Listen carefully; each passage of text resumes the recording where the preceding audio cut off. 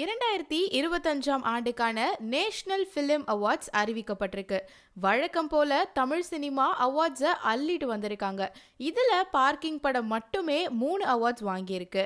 சிறந்த தமிழ் திரைப்படம், சிறந்த திரைக்கதைன்னு வாங்கினது மட்டும் இல்லாம அந்த படத்தின் சிறந்த துணை நடிகருக்கான விருதை எம்.எஸ். பாஸ்கர் அவர்கள் வாங்கியிருக்காரு. இதை தொடர்ந்து தனுஷ் நடிப்பில் வெளிவந்த வாத்தி படத்துக்கு வா வாத்தி பாடலை இசையமைத்த ஜி.வி. பிரகாஷ்க்கு சிறந்த இசையமைப்பாளர் விருது வழங்கப்பட்டிருக்கு.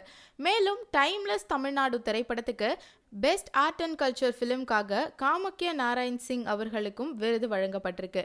இதையடுத்து பல எதிர்ப்புகள் கிளம்பிய தி கேரளா ஸ்டோரி திரைப்படத்துக்கு பெஸ்ட் சினிமாட்டோகிராஃபி அவார்ட் கொடுக்கப்பட்டிருக்கு.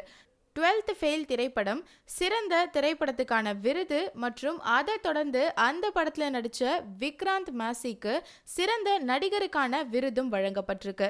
மேலும் உள்ளொழுகு திரைப்படத்தில் நடித்த ஊர்வசிக்கு துணை நடிகை விருதும் வழங்கப்பட்டிருக்கு. பாலிவுட் நடிகர் ஷாருக்கான் தனது 35 ஆண்டுகால சினிமா வாழ்க்கையில் முதல் தேசிய விருதை ஜவான் படத்துக்காக வாங்கியிருக்காரு.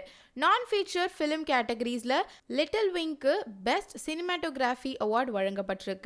திரையுலகம் முழுசும் மாத்தி தங்களோட மகிழ்ச்சியை வெளிப்படுத்திட்டு வராங்க.